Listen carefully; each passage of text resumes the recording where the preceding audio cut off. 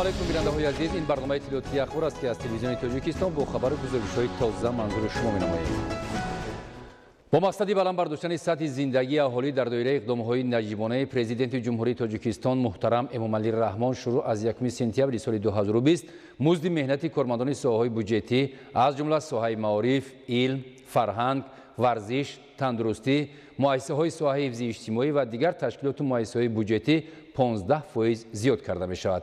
از این اقدام نوبتی سرور دولت کارمندان ساحه‌های تندرستی اظهار خوشنودی نموده ابراز می‌دارند که این همه غمخواری‌ها به خاطر بلند گردیدن سطح زندگی مردم است. عبدالحمید نظیر در این خصوص گزارش آماده نموده است. راهبریت عالی دولت و حکومت جمهوری تاجیکستان با مقصد بلند برداشتن سطح نیک و احوالی مردم پیوسته چاره‌جویی نموده در دوام سالهای صاحب استقلالی در دایره امکانیت‌های اقتصادی همساله مزد مهنت کارمندان ساحه بودجتی را بلند می‌بردارد. حکومت جمهوری تاجیکستان مخصوصاً پیشوای ملت به ساحه تندرستی و حفظ اجتماعی اهالی نیز دقت مخصوص داده طی سالهای اخیر صدها انشاءات تندرستی از جمله بیمارخانه‌های زمانوی، مرکزهای سلامتی و بنگاه‌های طبی بنیاد و مورد استفاده قرار داده شدند که با این راه اینفراساختار این ساحه مهم اجتماعی مخصوصاً در دهات کشور و صفت خدمت‌رسانی‌ها به کلی تغییر یافته است.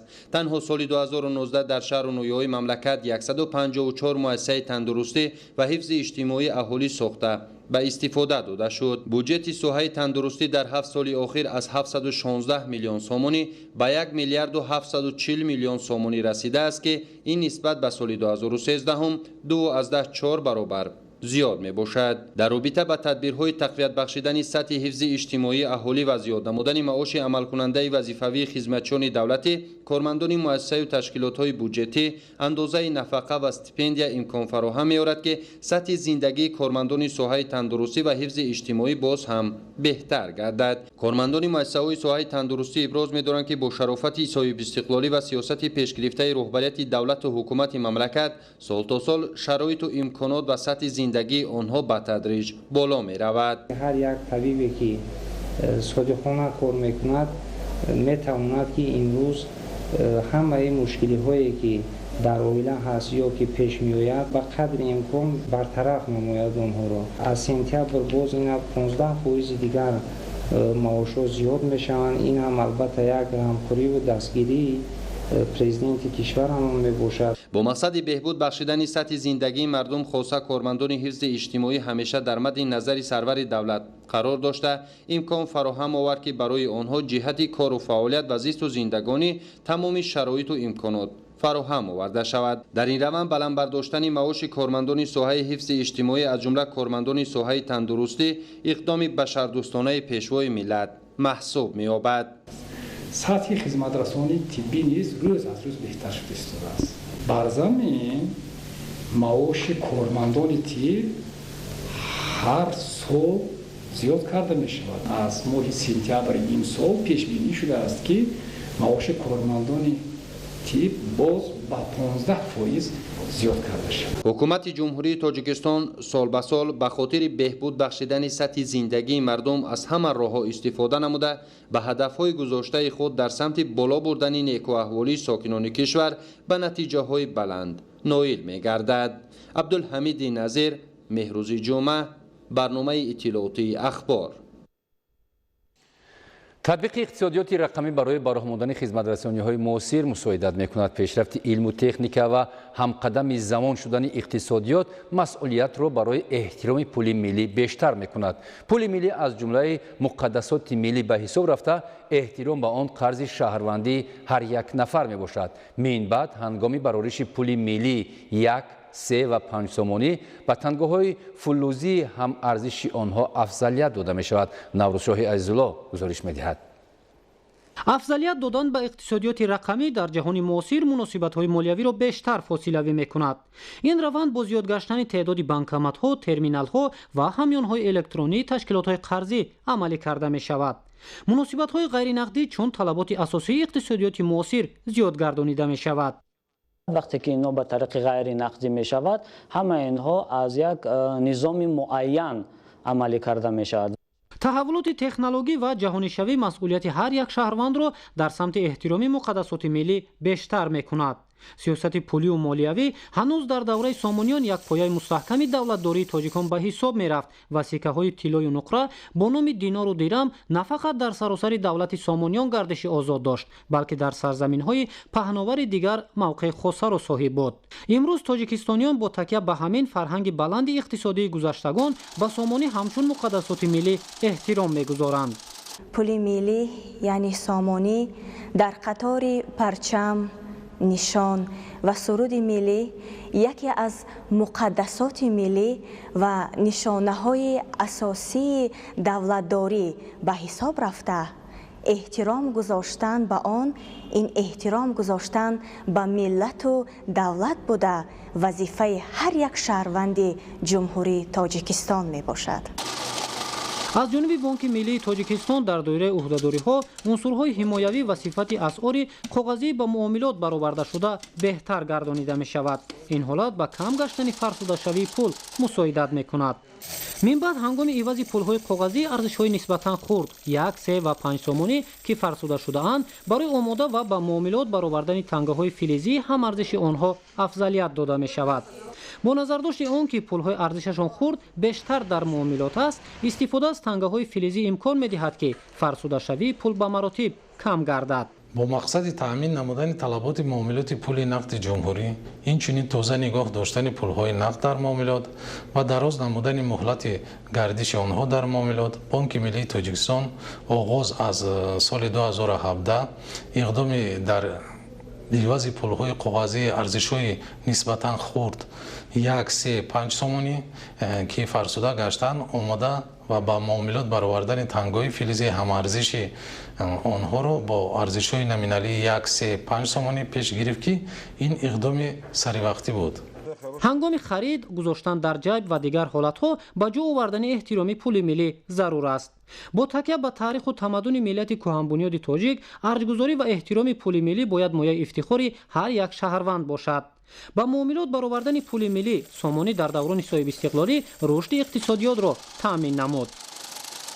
рӯйдоди хеле муҳим ки дар даврони истиқлолият ба вуқӯъ пайваст, яъне ба муомилот баровардани яке аз нишонаҳои давлати соҳибистиқлол пули миллӣ яъни сомонӣ буд ки он ба болоравии нишонаҳои макроиқтисодӣ дар тамоми соҳаҳои иқтисодиёти мамлакат ва инчунин беҳдошти ҳолати молиявӣ, муътадил гардидани буҷети давлатӣ ва вазъи иқтисодиёту иҷтимоии кишвар мусоидат намуд. имрӯз пули миллӣ Сомонӣ дар баробари яке аз нишонаҳои асосии давлатдорӣ будан пешрафти иқтисодиёти Тоҷикистонро таъмин мекунад. дар ноҳияи Мир Саид Алии Ҳамадонии вилояти Қатнон бо ҷонибдорӣ аз сиёсати бунёдкоронаи роҳбарияти олии давлату ҳукумати мамлакат дар баробари сохта ва истифода додани иншооти таъиноти гуногун ҳамзамон аз ҷониби соҳибкорони ватандӯст таҷдиду навсозии роҳҳои аҳамияти ҷумҳуриявию маҳаллӣ дошта ҷараён дорад. дар ҳамин замина роҳи асосӣ аз даромадгоҳ то маркази ноҳия бо дарозии беш аз 17 километр пурра таҷдиду навсозӣ карда мешавад. роҳҳо дар ҳама давру замон барои пешрафт ва рушду тараққиёти ҷомеа мавқеъ ва ҷойгоҳи махсус доранд. хоса дар ҷумҳурии Тоҷикистон ки 93% онро кӯҳсор ташкил медиҳаду қисми зиёди роҳҳои автомобилгард аз домони кӯҳсор мегузарад, хизматрасонии воситаҳои нақлиёти автомобилӣ дар пешрафти иқтисодиёти мамлакат муҳим арзёбӣ мегардад. чуноне аз рӯи рақамҳо бармеояд, дар ҷумҳурӣ беш аз 90% ҳаҷми боркашонӣ ва мусофиркашонӣ тавассути воситаҳои нақлиёти автомобилӣ сурат мегирад. давлат ва ҳукумати ҷумҳурии Тоҷикистон бо мақсади бунёди инфраструктураи нақлиёт аз бумбасти коммуникатсионӣ раҳоӣ намудани мамлакатро ҳамчун ҳадафи муҳими стратегӣ қабул намуда, дар самти бунёду таҷдид ва навсозии роҳҳои автомобилгард корҳои назаррасиро ба иҷро расонидааст. дар баробари тадбирандешиҳои давлат ва ҳукумати мамлакат дар самти таҷдид ва бунёди роҳҳои автомобилгард, ҳамчунин аз ҳисоби соҳибкорону шахсони саховатманд ва аҳолӣ дар 3 соли охир дар шаҳру ноҳияҳои جمهوری بیش از 1450 کیلومتر راههای جمهوریوی و محلی و 108 پل بنیاد و نوسازی شدند. در ناحیه همدانی نیز با تشبث مقامات اجرایی محلی حکومت دولتی و دستگیری صاحبکاران وطنی راههای اتومبیلگرد ماهیت جمهوریوی داشته از درآمدگاه ناحیه تا مرکز آن شهرک مسکو و راههای محلی پر از نوسازی گشته ایستادند. با تشبث مقامات اجرایی ناحیه و سهم صاحبکاران محلی و وزارت نقلیات جمهوری تاجیکستان تا امروز علاقه 700 متر رو منفعش کرده شده است. زیاده از 3 کیلومتر برای منفعش کردن آماده شده. زیاده 8 از 3 کیلومتر کارهای زمینی در تکروسی رو ادامه دارد و 1 از 5 کیلومتر راهو با فریزه و تجهیزات اسفالتباری بریده برای اثر نو اسفالت کردن آماده شده. چون این تشبث‌های نیک و سازنده از جانب صاحبکاران و شخصان دارا در همه مناطق کشور به نظر می‌رسد. راه اتومبیلگرد استفاده عمومی ماهیت جمهوریوی داشته که از درآمدگاه ناحیه همدانی تا مرکز شهرک با درازی 17 کیلومتر طول می‌کشد و تمام از استفاده برآمده حرکت واسطه‌های نقلیات خیلی هم دشوار گردیده بود. در پرتو فرمان پرزیدنت جمهوری تاجیکستان محترم امامعلی رحمان درباره سزاوار استقبال گرفتن جشن 30 سالگی استقلالیت دولتی جمهوری تاجیکستان در ناحیه همدانی در برابر بنیاد دیگر انشاءات‌های به نقشه گرفته شده، بنیاد و نوسازی راه‌ها نیز با سرعت ادامه داشته. در این سمت صاحبکاران، شخصان دارا و سخاوتمند ناحیه با حس بلندی وطنداری و وطندوستی سهمگذاری می‌نمایند.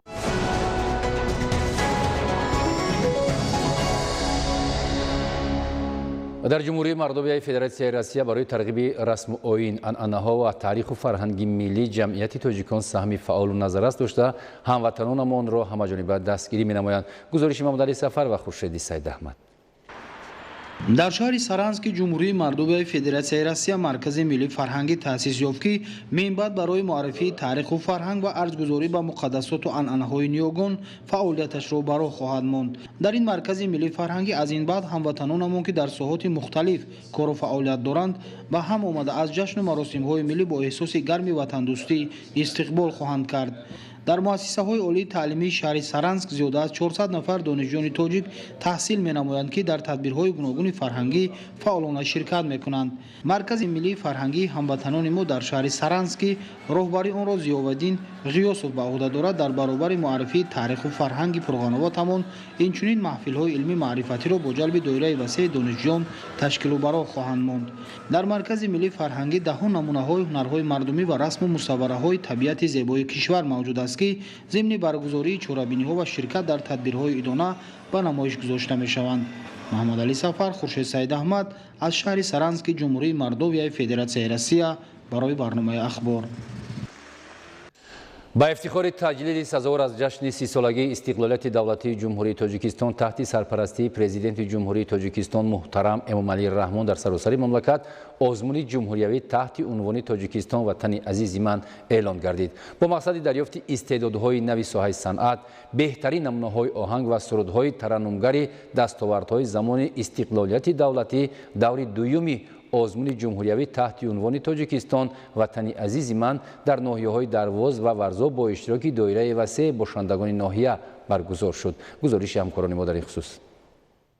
آزمون جمهوریوی تحت عنوان تاجیکستان وطن عزیز من با استقبال سزاوار پیشواز گرفتن جشن 30مین سالگرد استقلالیت دولتی جمهوری تاجیکستان تحت سرپرستی پرزیدنت جمهوری تاجیکستان محترم امامعلی رحمان با مقصد دریافت استعدادهای نوی ساحه صنعت، بلند برداشتن مقام و مهارت کسبی، تقویت بخشیدن به کسبیت بلند هنر اجرا کنندگی و ایجاد موسیقی نو، اینچنین تألیف اشعار بلندپایه وطن دوستانه، ارجگذاری به صاحب اختیاری وطن اعلان گردیده است. در قطار دیگر شهر و ناحیه‌های جمهوری تاجیکستان دور دوم این آزمون جمهوریوی طبق نقشه مقامات اجرایی حکومت دولتی ولایت مختار کوهستانی بدخشان در ناحیه درواز برگزار گردید.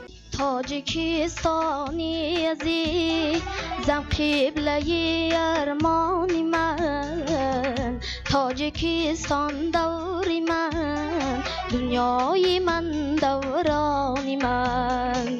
дар озмун табақаҳои гуногуни ҷомеа иштирок намуда маҳорати баланди ҳунари худро манзур намуданд. иштирокдорон аз рӯи номинатсияи оҳангсоз, сароянда, навозанда баромад намуда аз ашъори баландпояву ватандӯстонаи шоирони муосир ки тараннумгари соҳибихтиёрии ватан ва арҷгузорӣ ба муқаддасоти миллӣ буд нишон доданд. муҳтавои асосии баромади иштирокдорон дар ҳар номинатсияро гиромидошти сулҳу субот ва ваҳдати миллӣ дар ҳамбастагӣ бо васфи ободии кишвар ва табиати афсонавии Тоҷикистон дар бар гирифт. ғолибони даври дуюми озмуни ҷумҳуриявии Тоҷикистон ватани азизи ман ки дар ноҳияи Дарвоз ғолиб дониста шуданд, ба даври вилоятӣ рохат гирифта, барои иштирок дар даври вилоятӣ омодагӣ комил хоҳанд гирифт.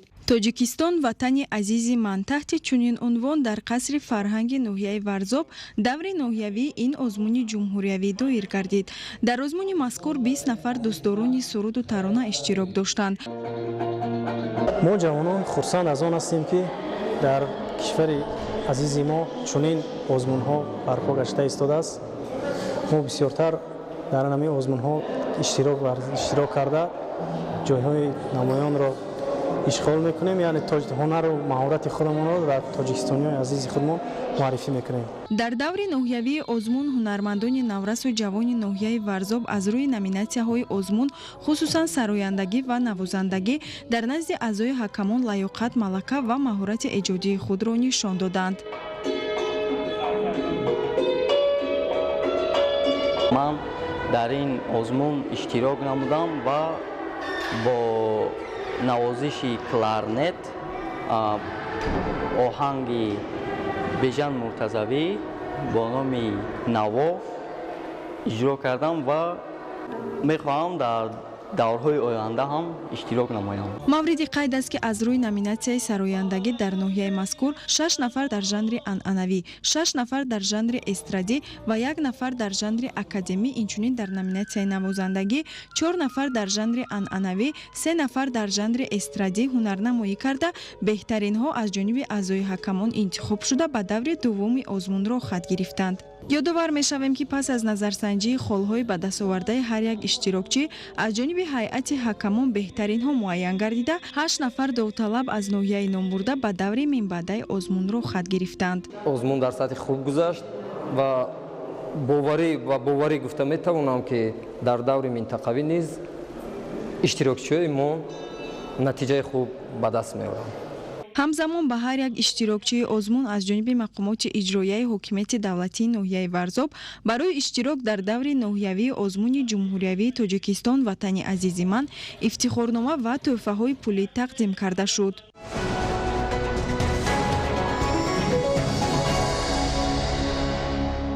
бинандаҳои азиз, шуморо бо хабар гузоришҳои тоза дар нашрҳои минбаъдаи барномаҳои ахбор ки шоми имрӯз манзури шумо мегарданд ошно месозем. саломат бошед.